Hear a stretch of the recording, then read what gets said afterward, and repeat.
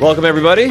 Unexpected Points, Tuesday live stream / podcast edition, joined by Josh Hermsmeyer. And shots, I don't know if shots fired, but Hermsmeyer is pulling up some of my tweets, my zeets, my posts from the past to try to nail me down on Jordan Love here. But luckily, when it comes to contract talk, you can spin it any way you want, and we're in the spin zone here. So I'll spin that back at you, Hermsmeyer.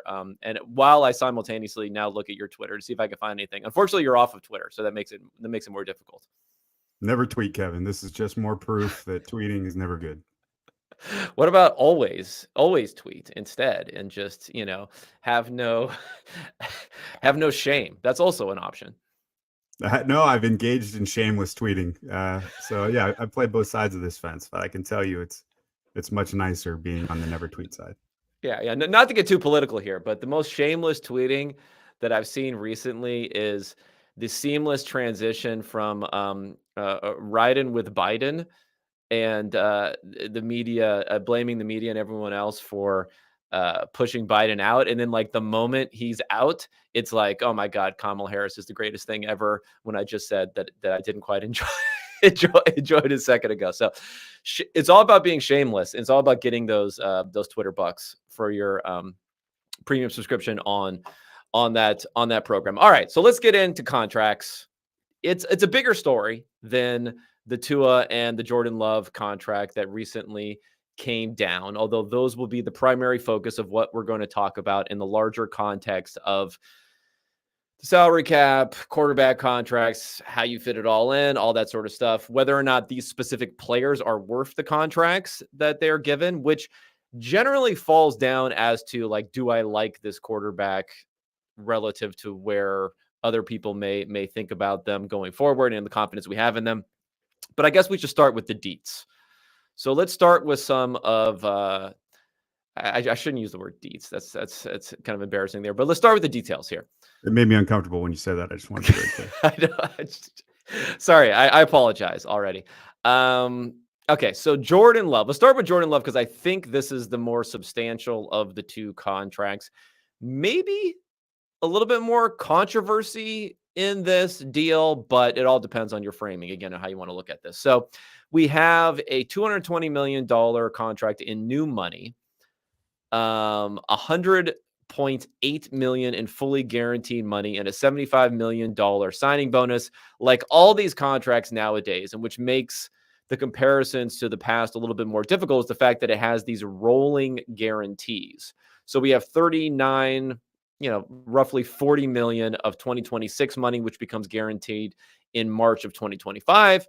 And then we have 20 million, which is probably not enough to really affect things, but about 20 million of the 2027 money that becomes fully guaranteed in March of 2026. So that rolls forward on there, but the headline numbers are big anyway at 220 million. So 55 million a year, which is basically right in line with the numbers overall. So that's Jordan Love. So that's setting the framework for what we have for him. When it comes to Tua, 53.1 million a year is the headline APY versus 55.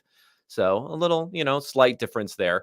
Both of these deals are 4-year extensions, which I think we want to get into why that, especially at the quarterback position, I think is a pretty friendly situation because the long tail on careers for these guys. And, the new money is pretty good. And I was listening to, and I'm going to crib off of notes that I have from Jason Fitzgerald at Over the Cap when he talked about this. And he said it was modeled pretty closely off of the Jared Goff extension, which I think is a really interesting thing because I've even seen Twitter polls on there of who would you rather have, Tua or Goff. Most of the time, I believe, coming in strongly in the favor of Goff, which I thought was interesting. And I think those are two players that are analogous, at least in some ways, in thinking about team building and quarterback contracts there. Okay, so where do you want to start, Josh? You want to start Tua, you want to start Love, and then we can kind of pivot off of that as we think about the larger contracts. Let's start with Tua. Okay, let's start with Tua. I think that is probably the better place to start. So again, Tua, Goff, we probably as a as a society, as a monoculture, believe that Tua and Jared Goff are glorified, maybe high-end game manager type of quarterbacks, yet we're seeing top of the market deals for both of these different guys. Do you dispute the fact that Tua should be viewed as a good quarterback, has some upside with weapons around him, but can't necessarily be trusted to perform and continue to perform, win playoff games on any sort of basis that's above and beyond a Goff type of quarterback going forward? Well, I mean, if you're calling him a Goff type of quarterback, Goff has been to the Super Bowl. If you're talking about the system he's in, that same system has taken Jimmy Garoppolo and Brock Purdy to a Super Bowl. Um, I guess what you really want to talk about is like, what do you need to win that Super Bowl, right? And I think that is where I think the argument for pure talent at quarterback and having them be able to carry the team, that's where it really comes into play. Because it does seem to be the case that we've always known this, that you need a really good quarterback. What we've seen recently is you can smash enough easy buttons, have a good enough scheme on offense that you can have a kind of a mid to slightly upper mid quarterback manage you to the playoffs, and then hit a luck box and get yourself, or lean on other parts of your offense and scheme to get yourself into the championship. So no, I don't think describing Goff and Tua as game managers is inaccurate. I also don't think it just is a perfect summary of what they actually are, what they bring to the team. Divorced from the team, independent of that kind of analysis, then yeah, you might say in a vacuum these guys are not worth what they're being paid. But in the situation in which they find themselves, I think they are definitely worth what they're getting paid. So yeah, I guess that's my take on that. Okay, so let's maybe this is a good way to frame it. So if we're going to look just purely at headline type of numbers for what Tua has done the last 2 years, and you could say again, I'm probably going to wear out this Goff analogy a little bit too much, but what Goff had done. I think it's spot on, by the way. Like the Goff contract and the Tua contract in terms of cash flows, year 1, year 2, year 3, year 4, year 4, they're almost exactly the same. Like this was absolutely modeled on the Goff contract. Had to be. Yeah, and I think that what I would say is let's look at Tua the last 2 seasons versus Goff in 2019 and 2020. So what you had seen from Goff at that point is a quarterback who was very, very bad as a rookie, but in limited time as a rookie. McVay comes in 2019. No one is thinking about Goff as as an MVP or something like that. But yet within that system, he was the leader in adjusted net yards per attempt. He was right near the top. It wasn't quite as high at EPA per play. I'm sorry. I have the yearing wrong. So it's in 2019, 2016 he came in. So 2017 in his second year, he came in. He was the leader in adjusted net yards per attempt that season. He was close to being near the top when it came to EPA per play. 11-4 the team goes, and then in 2018 they go 13-3. Almost as efficient in adjusted net yards per attempt. Again, not quite as good as at EPA. Some of the particularities of how he plays doesn't come through as much on that, and especially when it comes to rushing attempts. Now, in both of those seasons, a significant decline in the playoffs. If we want to talk about adjusted net yards per attempt, we're talking about moving down from being in the high 7s to being in the mid 5s in both of those years, despite the fact, and as you mentioned, making it all the way to the Super Bowl in one of those seasons, but didn't look very good in the process. So I think there was skepticism about Goff then. He re-signed, he had a big contract, although that contract, and this is another thing that we should probably talk about versus these more recent contracts, is there was like a credible out. Sure, they had to trade and do that as part, but there's more outs then than there is now with all of these rolling guarantees and other things on new contracts. And then the skepticism seemed to be warranted because the playoff run at the end of that 2018 season gave a little bit of foresight into his numbers falling significantly the next couple of years before he was sent packing to Detroit. So the question is, do you think this is a similar sort of situation with Tua, where without the surroundings that he has here, if things start to hemorrhage a bit when it comes to, let's say, Tyreek Hill, he's not the youngest guy out there. If things start to hemorrhage maybe a little bit for some of the other surroundings, if the coaching, if people catch up to some of these new ideas that McDaniel has brought into things, and he takes a step forward, the rest of the league steps up, and maybe he's not taking another step forward as far as his scheme is concerned. Could we see a similar follow for Tua? And then if we do, that's when things become problematic for the Dolphins in this contract. So I would like to answer that question in an intelligent way that would be able to tell you what the likely outs of these contracts are, but I've basically been told I don't know shit, and there's no way to know anything about these contracts without actually reading them, and over the cap just doesn't get you there. So I can't even begin to answer what this contract for Tua leaves Miami in terms of outs. So unfortunately, that's just the way things Well, are. So let me take a stab at it. Let me take a stab. I'm not even going to try and fake it, but I will answer the second part of your question. Okay, go ahead. In terms of this year, I think Miami looks perfectly fine. They look ready to contend. I have them as a top 5 team. So why not? Why not? Or maybe it's top 6. But why not? Why not keep the band together? Why not keep everyone happy for a year? So long as you give yourself some optionality. Now, I don't know what that optionality is. You go ahead and take a stab at it if you'd like to, but I think they let Tyreek walk. I don't think they're going to give him an extension.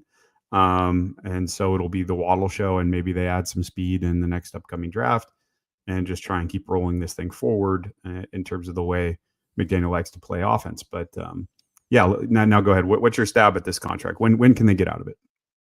I mean, it depends on how much pain that we're talking about that you want to take here. But according to the numbers here, and again, this is subject to getting all of the details eventually, is that in early 2025, so in March of next year, he gets a $25 million roster bonus.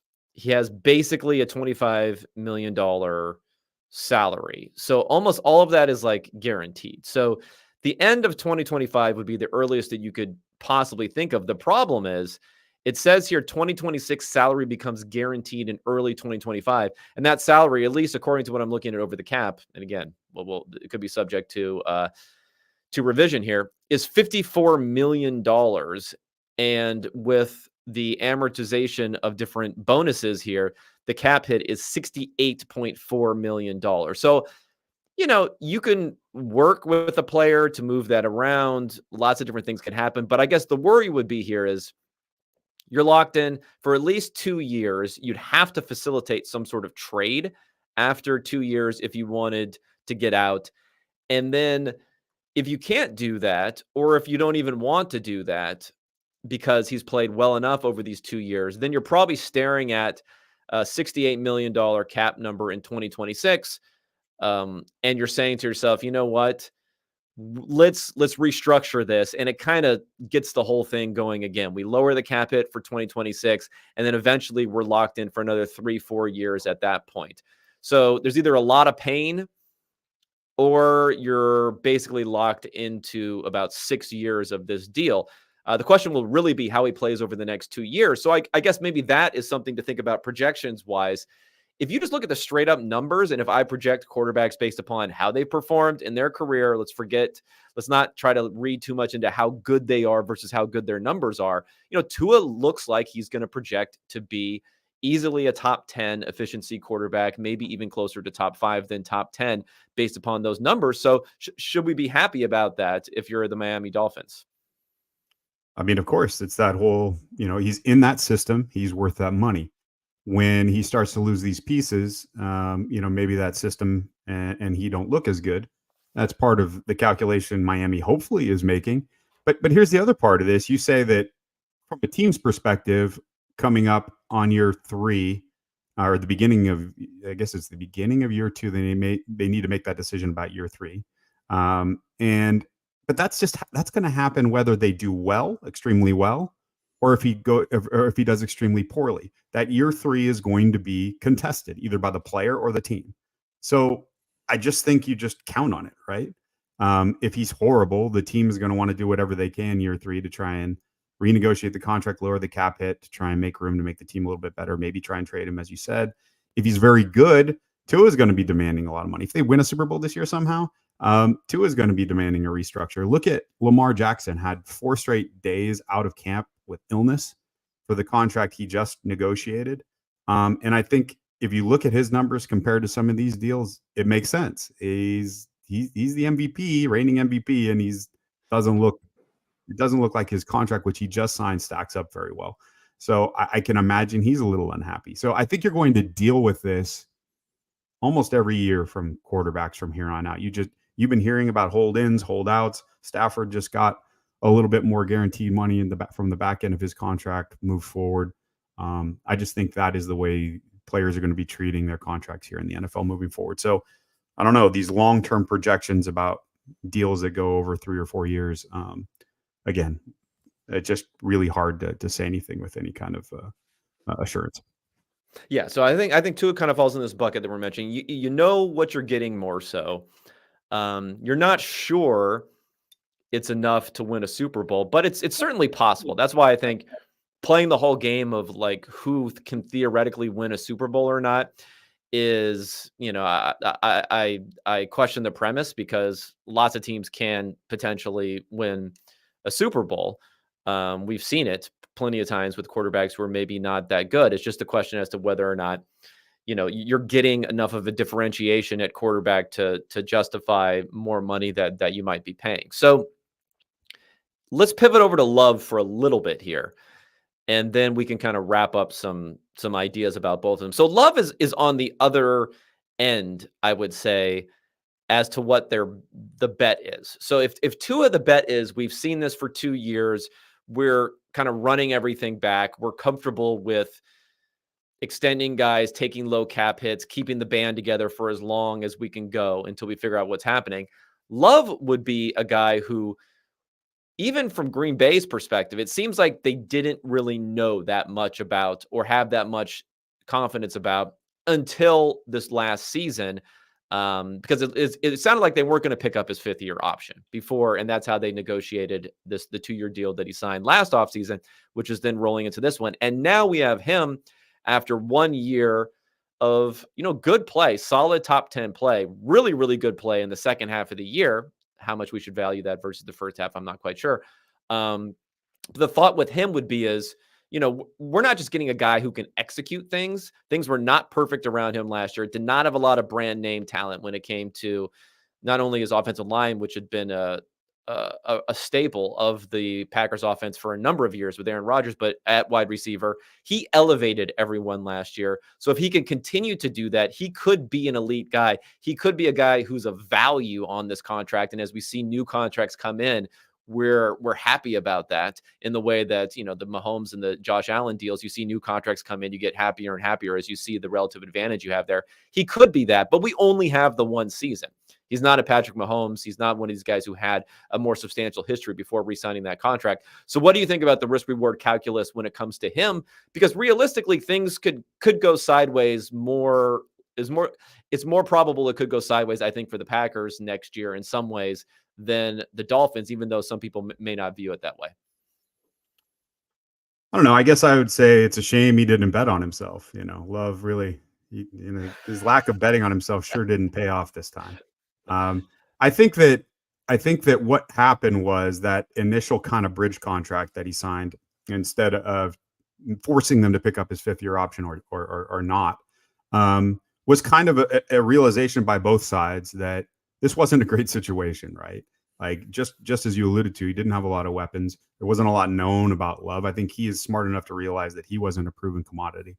And so this bridge contract was really both of them saying, let's not put too much pressure on you. We understand. We agree with you that these things are not great. The situation we're throwing you into is not great, with a rookie slot wide receiver and a couple guys outside that are always injured, and a running game that's getting old. as you mentioned, the line. So anyway, I think they all went into this season saying, let's put as little pressure on the quarterback as possible. Let's see what he can do. And at the beginning, like you said, he performed admirably. And at the end of this season, they believed they'd seen enough to pay him. And as we know, the market continues to go up and up because the salary cap keeps going up. And so it paid off for him. So I think that, I know you had a take, and so did Jason. Obviously, I respect you both a lot, but there was this idea rolling around after he took that early bridge contract that this was bad from a player's perspective, and that it was too team friendly. But everything is so year to year in the NFL, even with contracts. You can hold out, you can hold in, you can get dumped. So I think in this case, this was a true coming together of the player and the team, and seeing what the situation was and kind of crafting a way through that path through that forest that actually made sense for both. And I didn't see it as a guy betting against himself in the moment, and obviously now. Yeah. Okay. So let's talk about this for a second, because I think it's actually, in a weird way, Love's willingness to take a contract that was, below what he would have made theoretically if he decided that he was just going to play out the fourth year on his deal. Again, I think you really have to assume the Packers said, we are not going to do the fifth-year option, right? I'm not certain that was the threat. I don't know if they would have followed through on it, because it would have, the amount would have been, basically more than what he was getting over 2 years. So why would he not, why would you possibly take a 2-year contract for less than what you're going to make in 1 year if that was going to happen? So if we presume that was going to happen there's this weird thing that ends up happening with this deal, that the headline numbers for the extension portion, and that's what we talk about here, the Packers are kind of willing to give up more in that regard because they have him for a year at a low-ish sort of number still left on the contract. It's weird, right? It's weird. You wouldn't think, it doesn't necessarily make you think that would give them leverage, the fact that they had him on the books for maybe, I don't know, I forget, it was something like $18 million for 1 year. But when they roll that $18 million into the contract, instead of it being a $55 million a year contract, the reality of it, because again, you're having that extra year on there. So it's not 4 years for $220 million, but it's 5 years for $238 million. The reality is they're looking at this contract going forward and saying, we're going to pay him $47.6 million a year going forward. And that's a more reasonable amount. So yeah, I think you're right in that maybe I'm looking at this thing a little bit too rationally when I was thinking that he was not betting on himself, because the Packers just are willing to throw almost more of a bag at him because they're like, well, we got this 1 cheap year left on the contract. We can roll that in. It moves it down so that the contract's in the 40s. It actually doesn't look that bad versus these other contracts that are being re-signed in the 50s. And let's go ahead and do that versus someone like a Dak Prescott, where he's had his deals where he played out the franchise tags. When they're signing him to a new deal, it's like kicking in the next year. You don't have this cheaper contract that you're rolling into it. And it makes it that much more costly, which I think makes the negotiations that much more adversarial than in this case. It's like, oh, we can all agree on what's going on here. And I think there's just a quality of life thing in that locker room when you're not the guy in a year where it's pretty clear expectations were low, and there was lots of uncertainty. When you're not being paid like the guy, or you're not being demanding to be paid like the guy in the near future, when you haven't shown anything, I think there's just a quality of life thing there that's just hard to quantify. And that weird coming from someone like me, but I do think that plays a role. And I think that kind of understanding that when you're negotiating contracts as a player and as the team, I think is probably useful, especially in this case. And the idea that you weren't betting on yourself, again, like he was saying, I want to give myself the best shot this year in every way, right? In my comfort level, in the team understanding where I'm coming from, and I understand where the team is. He did. He performed well. He performed probably as well, or maybe even below his own standards, and he got paid for it. So I think that I would just say we probably need to chill on this accusing players of not betting on themselves when they take a semi-team friendly deal. just to kind of work through some unknowns. Yeah, well, the Packers are betting very, very heavily on on Jordan Love. So how about that as an idea? I mean, first of all, he's making the same amount if you want to just take a straight up APY type of situation. The fully guaranteed money is a little bit less than Lawrence and Joe Burrow, who have signed recently. The APY is the same, and the years is only 4 years on the extension versus 5. And in the case of Lawrence and Burrow, it's 5 years after the fourth year of you adding the fourth year of the rookie contract, and you're adding the fifth year option, which you're essentially going ahead and you're lopping that onto it. So it's 5 years plus the 2 years. So it's a 7-year deal versus what this is a 5-year deal. That way, I think it makes it a lot stronger than any other contract, at least in earnings potential for Jordan Love being back on the market that quickly for it. How do we think about that for someone who has 1 year of history versus what we've seen in the past? I don't know. It makes me a little bit queasy, at least. So I'll play the team side of the coin. I don't really like the contract from a team perspective. From Jordan's perspective, I mean, crush it, get the bag, baby. Because Yes. if you look at his cash flows over the years, it is strictly better than Lawrence through year 4. Well, it's not entirely true. Year 1, he's about $1 million, $1.5 million under. But then year 2, he jumps $8 million more. Year 3, he's $5 million over. Year 4, he's $1.5 million under. And then there's year 0 stuff, which is just really hard, which is where you're trying to calculate the old contract and the new money. He's quite a bit over what Lawrence got in his year 0, but I don't know how accurate that is. Again, I just want to caveat all this.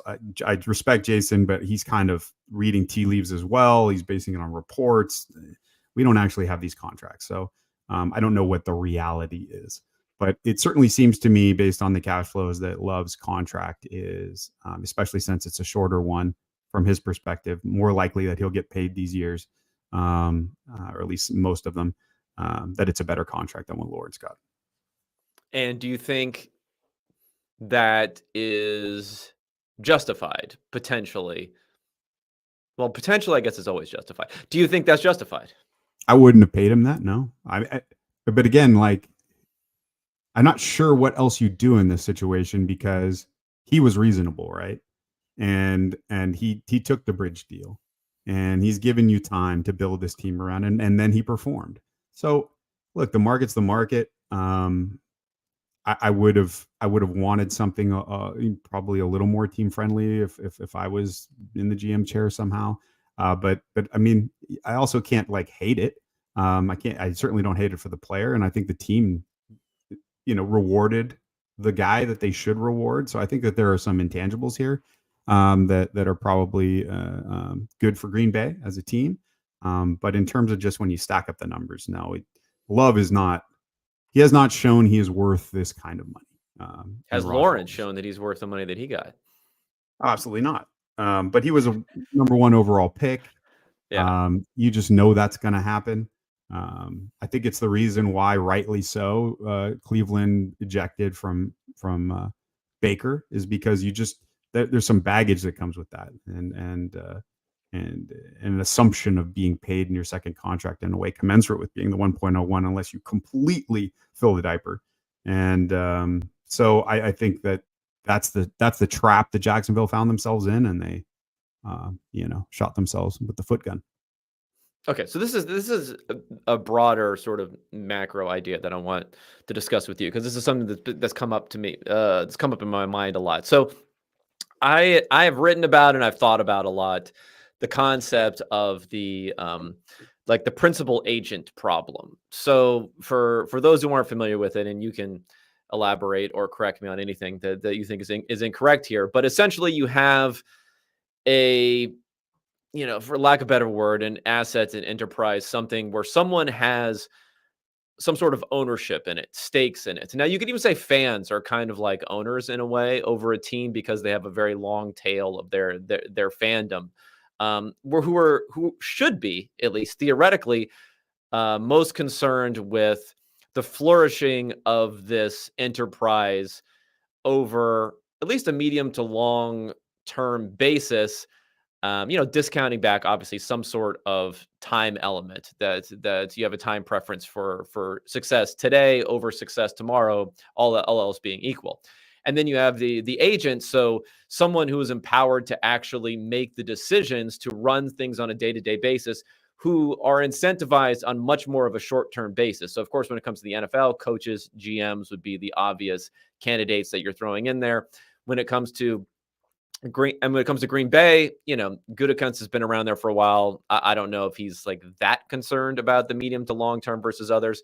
Miami, it's probably a little bit more tenuous with what's going on with Greer there over a bunch of time. I think he's obviously pretty well attached to ownership, but we see those sorts of moves being moved all the time. Now, one of the things that I've thought about, because my idea being,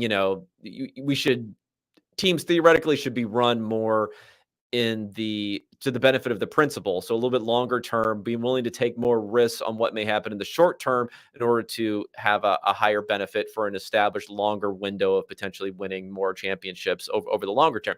The problem is, like, I don't know if anyone thinks like a principal, like if anyone thinks like a theoretically how we believe you would think.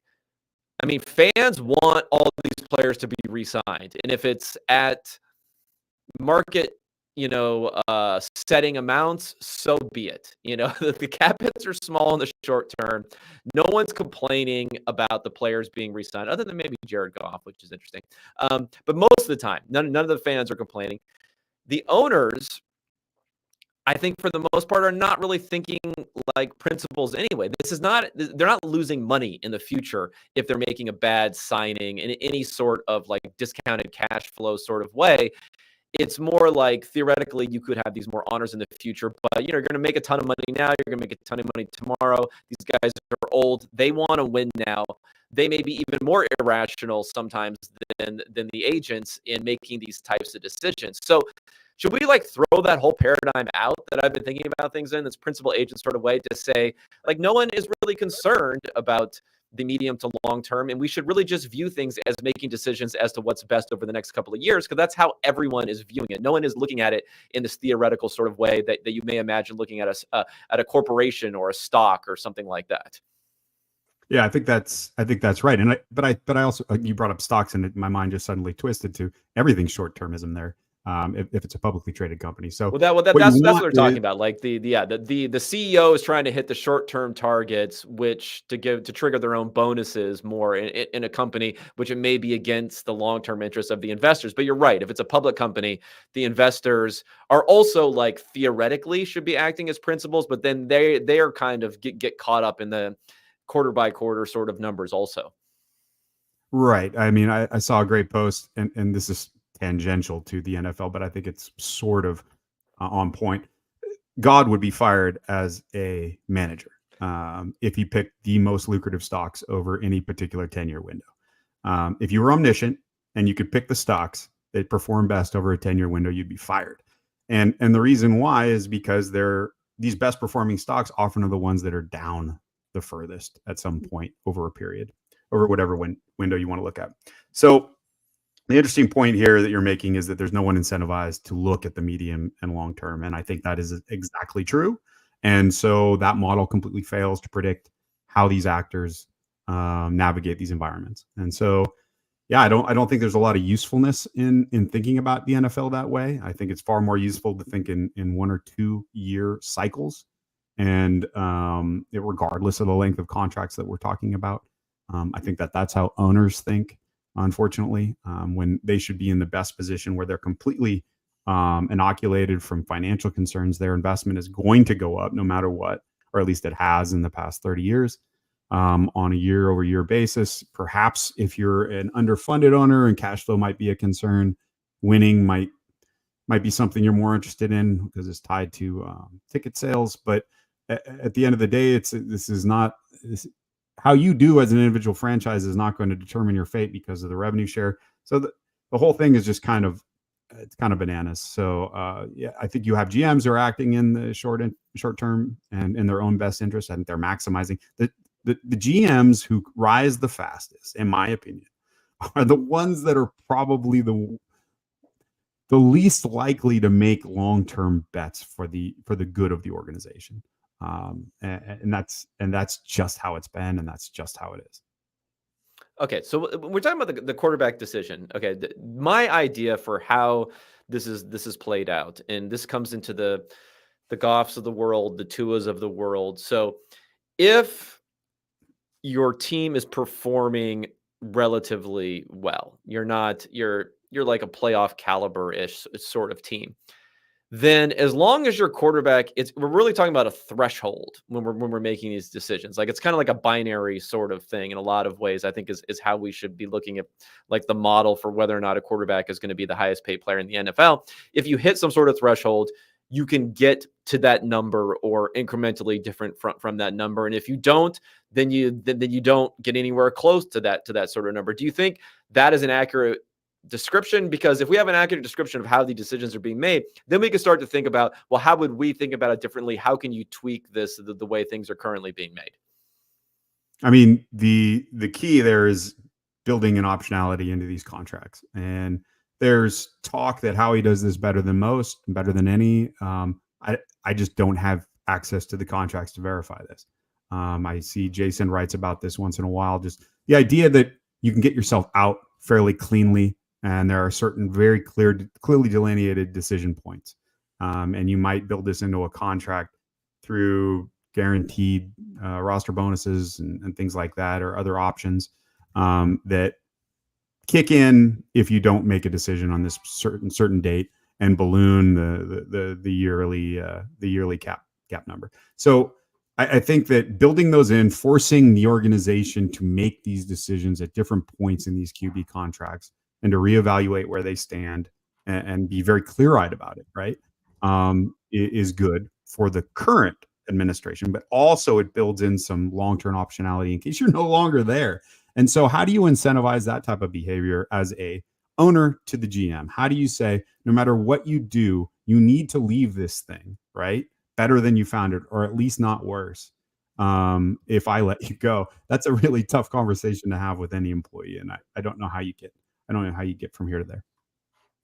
Okay, well, you know what's interesting about that? You mentioned Howie, so I think this is a good place to look at this, is because of the fact that we had a down period for quarterbacks for a while.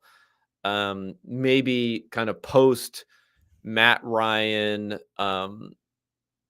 Russell Wilson gets into the mix, Cam Newton, I guess, to a degree.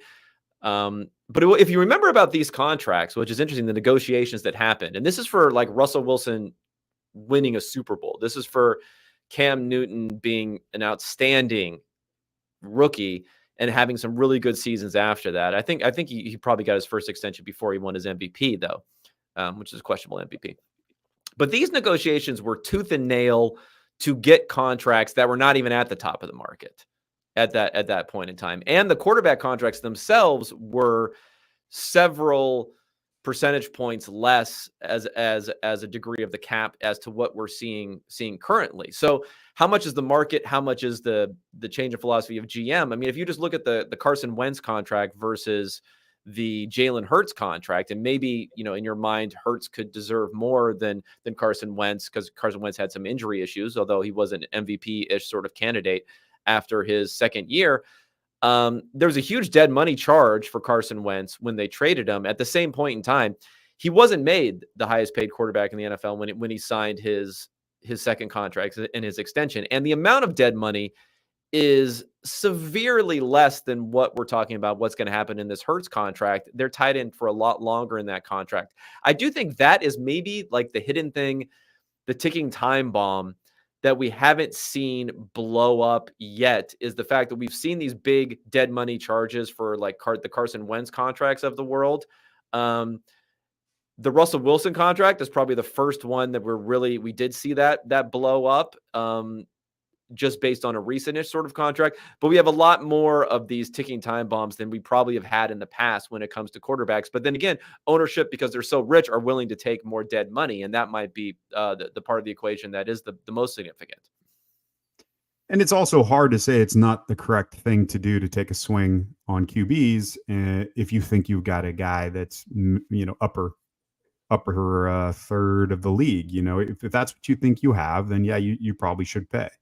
And if he falls off, then you deal with that as it comes. But you're speaking of how, like, say, for instance, Jared Goff was traded and they didn't have that blow up on them. And you think things like that is in the same thing? Yeah, I with mean, well, those contracts just, I mean, number one, they weren't as significant in just pure percentage of the cap, and they didn't have as big of dead money after, let's say, 2 years as you would have in some of these contracts now going forward that are structured like that, because these rolling guarantees, like these rolling guarantees were not as big of a function. So those two things have changed. So this is okay. So this is the other theoretical point you want to think about. So if you're thinking about like relative advantage, you say, okay, the quarterback contract market is what it is, right?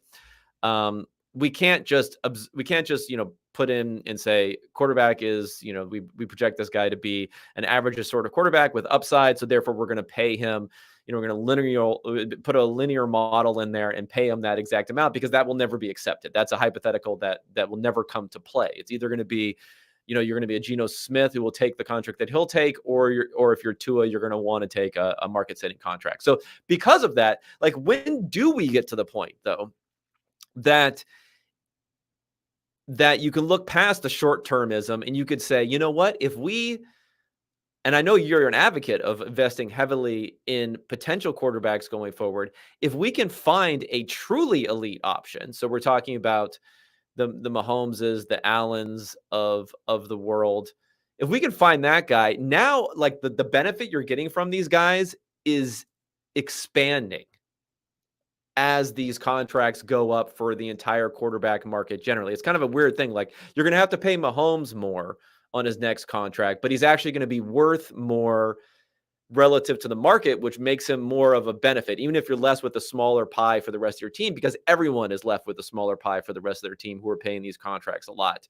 So like when does it flip and you say, we got to take more risks and not re-sign this guy, because there is that pot of gold if we can find a quarterback who is truly elite and not re-sign the guy who is good enough at this point? So this is the Geno Smith question. Like, what do you do in that situation? And you have a guy that's competent enough. You certainly don't want to pay him.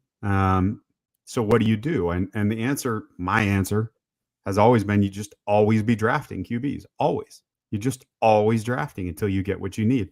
And you hope that bridge QB can win you enough games that you don't get fired. And you can continue to ply your trade.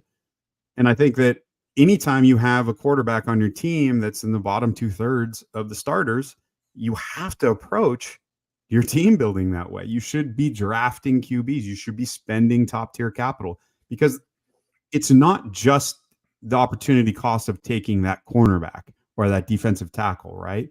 It's that you're going to have to pay a mid QB top of the market if you want to keep the team together. Like, you won't have the luxury of saying, hit the bricks, pal, right? Because you just will have nothing left. You'll have nothing left in your cupboard. And you're going to be out there shopping in free agency, which we all know is not a great way to build that part of your team either. And so just having someone in your stable who you can throw in there, like the Pack did with Jordan Love, and then just continue with your team building in that manner. Again, contingent on the fact that you're not fired. I think that's the way forward in this 2-year kind of window. Is as long as every other year you've taken a quarterback high, right? You probably have enough wiggle room, excitement from the fan base, from your owner, to see what this guy can actually do. That'll buy you more time, and then you once again have a reset on that huge number, and you have more flexibility in signing star defensive ends and building out your wide receiver room or what have you. Okay, so the one other guy who's on the horizon, who I think falls into a little bit of a different category because he doesn't have the short-term low cap number to roll into this, is Dak Prescott.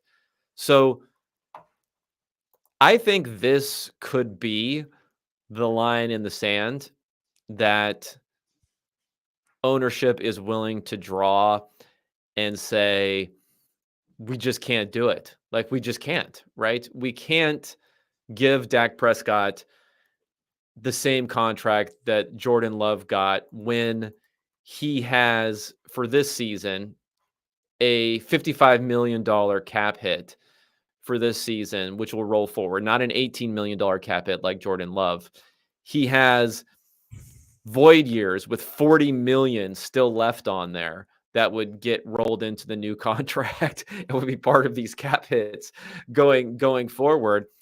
Like, we simply can't do it when we have Micah Parsons, when we have these other guys going forward. This is really interesting to me because, again, these decisions that we saw with Love or with Tua or whatever, you can sign the contract, lower the cap hit, you can figure it out. The Dak Prescott deal is like someone, they might really be hitting the threshold, and he's Dak Prescott. He's not Patrick Mahomes or someone like that. How would you approach that sort of situation? You cut him loose. You cut him loose.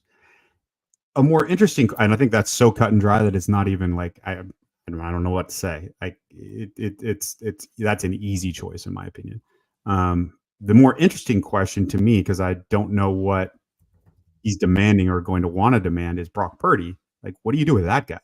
Like, if he wants top 6 money, top 8 money, do you? Well, he's going to want record-setting money. I think if we know by how the market is gone, I don't see how that would not happen, right?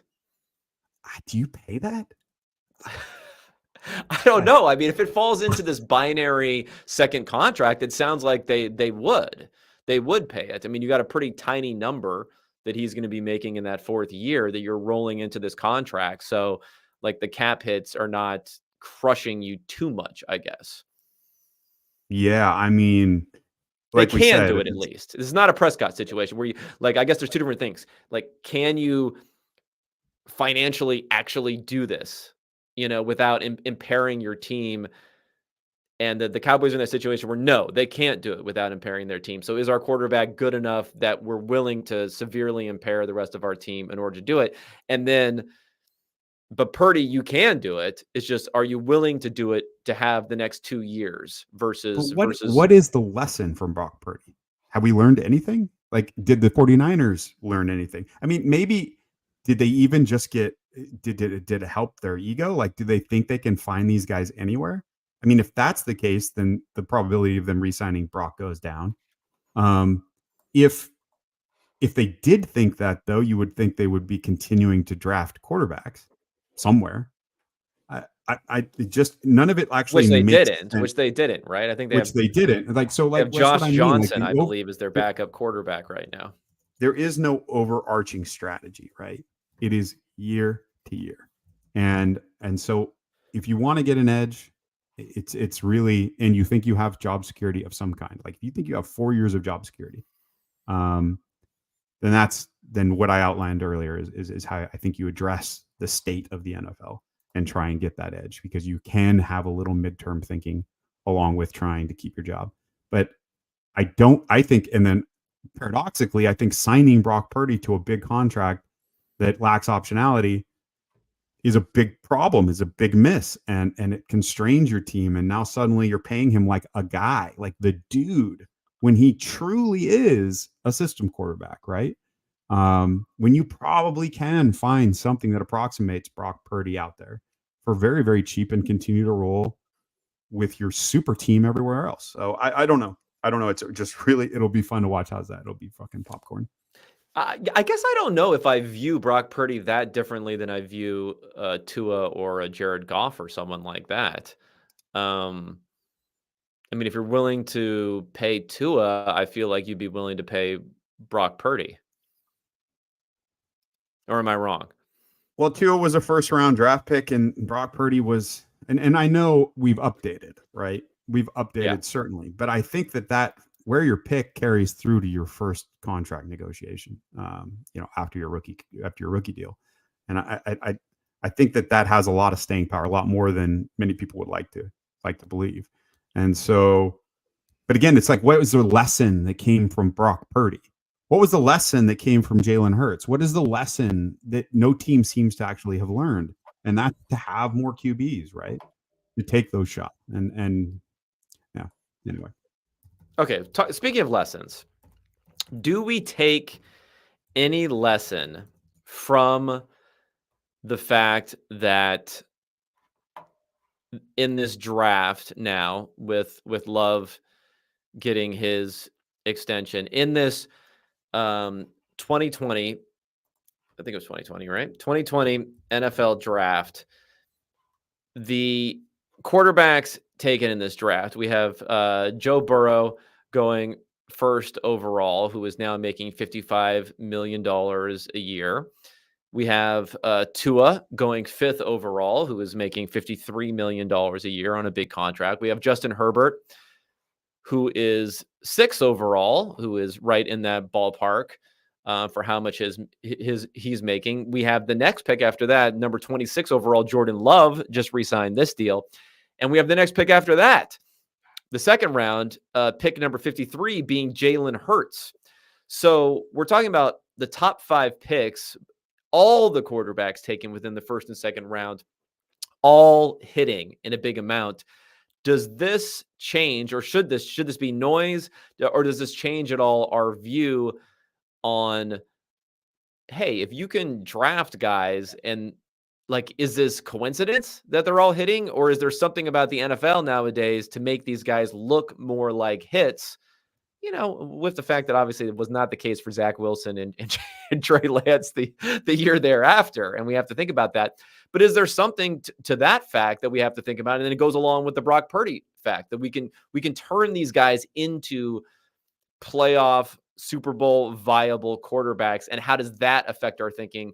Other than we draft them more often, how does it affect our thinking for re-signing them too? so is the question that because it becomes expensive after year 2 or 3 to re-sign these guys, if you do hit, that maybe we should not draft them so high? Is that the insinuation? No, the insinuation was more like, if we can find, is it just a particularly good year for finding quarterbacks, and overall we should still have the assumption that it's a coin flip type of situation for quarterbacks, or has something fundamentally changed with the NFL where these guys, very different types of quarterbacks, right? When we talk about Tua, when it comes to maybe your physical capabilities, when it comes to Brock Purdy, not a high pick, but when it comes to your physical capabilities, when it comes to Jalen Hurts, who was someone who is seen as not like a great thrower of the football necessarily, coming out, where there are different types of offenses, we can fit the offense to the player. We can make trades and draft players around them to make them successful. And if that's the case, it goes back to your theory of like, just draft these guys and be more willing to draft someone and take the risk of letting someone go based upon this performance history. Or are these guys just really good and they just happen to all be stacked together in the same draft class? Gotcha. I think it's more the former. I think we've had some smart offensive coaches fitting their schemes to the skill sets of their quarterbacks. And there's been, I don't think there's an edge anymore in getting the athletic QB, right? We argued, you and I, back in the past decade that, that was a cheat code, get the running quarterback, right? Because they were undervalued. I don't think that's the case anymore. And I also think that one of the things that film Twitter yelled about for years, which was, don't shoehorn your quarterbacks that have specific skill sets into schemes in which they don't fit, right? We brought the college offenses that they're used to running to the NFL to great success. So I think that those things melded together, good coaches, good scheme fit, have created a situation where teams are making mistakes, in my opinion, by paying these guys for that situation rather than for their talent in a vacuum. And there needs to be more ability to just cut them loose. It's very mercenary and is not nice to players. I'm just saying, I'm a team, to be able to cut them loose. And the only way you do that is if you have something in the cupboard. So yeah, that's the entire thesis. Okay. So you mentioned Purdy and Dak Prescott, which I also think is interesting about those two guys, is that you start having issues with how you're going to build your portfolio of elite players in a way. And when it comes to the Cowboys, let's say you have Micah Parsons, who, should be signed the biggest contract in defensive in the NFL history when it happens.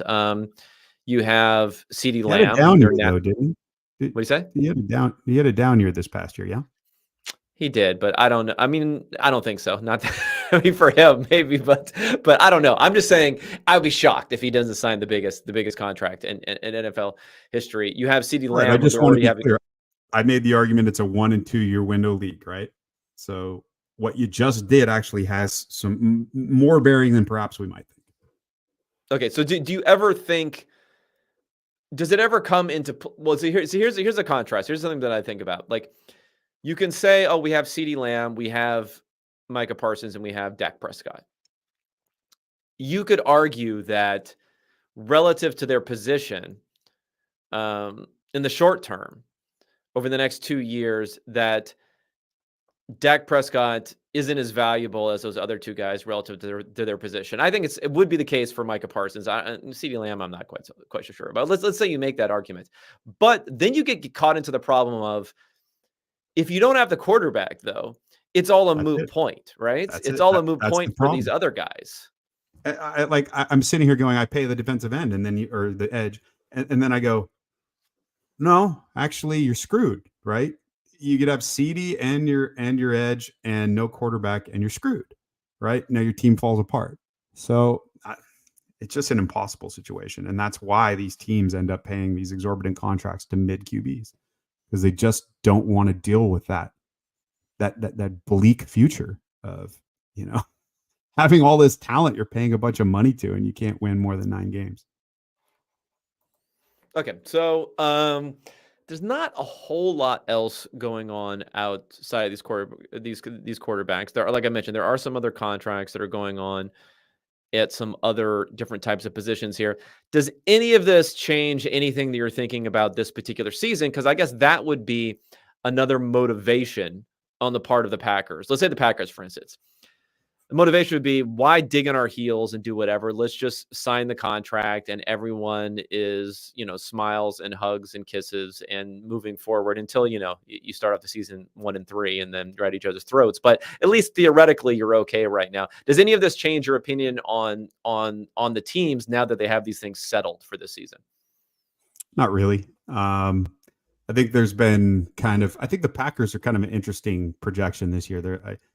There's a lot of kind of second half kind of extrapolation on the passing offense. There's maybe a little extrapolation on the improvement on the line, which I kind of buy. I think you just look at the full season. I think you look at, a second year, full year in a system for Love. I think they're going to be fine. I think they're going to be a good team. But I don't think that this contract extension changes my opinion on the Packers. It's just, they're just a tough projection. There's a lot of uncertainty either side. They have a lot of downside risk, a lot of upside risk, upside benefit. Okay. Let's look at some of these questions that we have come up here, and then we can get out of here. Okay. First, have you prepared yourself next year for Twitter to explode over the Brock Purdy contract extension debate and or aftermath? And we kind of talked about that a little bit. Yeah, we'll see what happens. I mean, the 49ers win the championship, then we'll see what's going on. I mean, guy so is incapable of winning the championship. As I remember, friend of the pod, Steve Ruiz, said that he was Brock Purdy, and we were pretty close to that. We're pretty close to that last year. Okay, the Packers prove they'll always be drafting QBs theory, don't they? This is interesting. Is always drafting QBs, does that mean once every quarterback, or does that mean really always drafting QBs? Because I think the Packers are maybe getting a little bit too much credit. I talked about this on a podcast where they actually don't draft a lot of quarterbacks year in and year out. They just took this shot when Aaron Rodgers looked like he could be sliding out of relevance in his late 30s, and it did the same thing with Brett Favre before. But these were so. Does this qualify as always take quarterbacks? I would think always take quarterbacks means you have a youngish sort of quarterback, and you're still willing to draft quarterbacks in that circumstance. No, I've never seen the strategy actually employed. It is the case usually there's some dissatisfaction, right? And vibes, negative vibes on the current quarterback, whether Aaron Rodgers, remember he had a few down years. Remember there was talk at one point before he won those MVPs late in his career with Green Bay or MVP, and that he was falling off, right? Rodgers wasn't Rodgers anymore. And I think internally that view was shared. And so then everyone says, oh, the drafting Love had lit a fire, and then, competitive Rodgers came out and returned to form. But I think it was more stuff like that rather than, we need to keep on having a restocked, replenished quarterback room as just a matter of course. I don't think that actually happens in the NFL. But we have enough examples of it working out that I think we have solid evidence that it's a good way to operate. Yeah, at the very least, I think the evidence towards these theories of like, oh, you can't in the locker room, what'll happen? How do you divide up snaps? All that stuff is kind of malarkey. I mean, Jalen Hurts, right? The Jalen Hurts pick would be an example of drafting someone not with first round capital, but trust me, as someone who advocated that at that point in time, with the theory that we didn't know who Carson Wentz really was, and he just re-signed his second contract. He's a very young quarterback. Everyone was like, why didn't we take a cornerback? That one cornerback would have been the difference to get you over the top. I mean, that's probably the last example I can really think of someone using material draft capital on a quarterback, and seemed to work out pretty well when they already had a young quarterback. The canonical example is Walsh and Aikman, 2 first-round picks. They figured it out. Same offseason.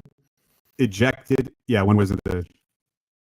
Ended up being the equivalent of 2 number 1 overall picks. Correct. Also because they used the compensatory pick on Walsh and they had the worst record in the NFL, so they had to forfeit their number 1 overall pick the next year. So that's the canonical example, and they traded away Walsh for pieces that helped lead them to the Super Bowl. I think they got a good return.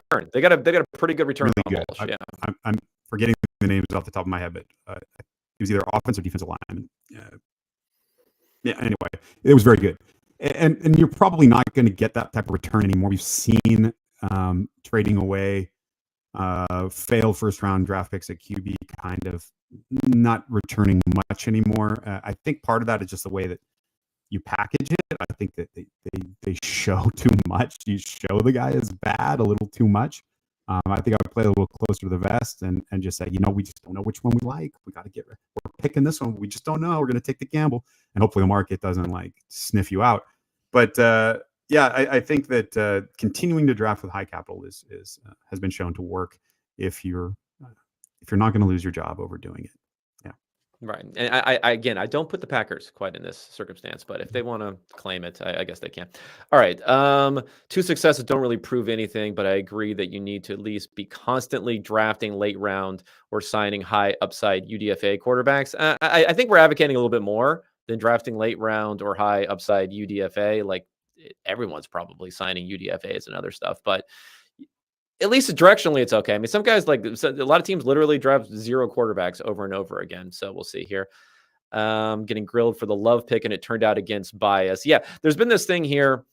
I've seen some victory lapping for Gutekunst and the Packers about that draft, that everyone was killing him for the draft. Okay, the Love pick wasn't the bad pick. It was taking A.J. Dillon in the 2nd round and an H-back. Who both have done absolutely nothing in the 2nd and 3rd round. Okay, those are the bad picks. The Love pick had some justification for it, even if it didn't pay off. So still a bad draft. Sorry, I have to say it. I had a convo. The Bears are cursed. Institutional lack of having any kind of succession play during the Cutler, Trubisky, Fields eras. What do you think about, is this just bad luck, or is this not having an institutional lack of succession plan? Because I think I would be of the opinion that almost 30 NFL teams don't have an institutional lack of a succession plan. It's just whether or not your quarterback happens to hit or not. Yeah, I think that's correct, Reed. It's like the Jets. The Jets hadn't had a good quarterback in forever. Maybe it's just bad luck. It happens. Yeah. No, I agree. Okay. Last question. Thoughts on the Penix pick? I've talked about this somewhat on here. Maybe I'll let you talk about it a little bit, and then we can get out of here. No, you go ahead. Give your take. I don't have anything strong. My draft takes around the Giants and taking Neighbors. So Well, I mean, I guess my draft take would be, I mean, my take on this pick is it's kind of like the Love pick in a way. I mean, there's thematic similarities between the Mahomes pick. I guess I'm not quite saying, but Alex Smith looked pretty good. That first year when Mahomes was there. Um, the Jalen Hurts pick, whatever you want to say. I can't get that upset about bringing in another quarterback option. If it's an evaluation issue that you have a problem with Penix going so high as he did, that's fine. That's not something I'm very confident in. But at the same point in time, I think there was probably a coin flips chance that a year out from now, everyone would be like, we got to get rid of Kirk Cousins and figure out how we're going to play going forward. Because let's face it, I mean, the Falcons are basically a coin flip-ish sort of team when it comes to making the playoffs. A little bit better than coin flip. So 40% of the time you're not making the playoffs. How are you going to feel about having Kirk Cousins there? So if you're against Penix as a pick, as a evaluation, I get it a little bit, but I can't be upset about some dead money that you're going to have to take on Kirk Cousins for going for a quarterback in the first round. I think there's a huge danger in overweighting your personal evaluation of a quarterback that's first round worthy. He's in the bucket. Swing away. All right. Appreciate Josh again for being here. Appreciate the questions. Everyone tuning in. We'll be back at you next week. Same time, same channel. Later this week, I'm going to talk to Ben Gretsch, where I'm going to nail him to the wall, trying to say that you have to talent evaluate guys and not just follow the numbers and the analytics. So I don't like this. He's turncoat towards analytics. So I'm going to talk to him a bit about that later on this week. But until then, everyone, appreciate you tuning in, and we'll be talking at you then. Thanks.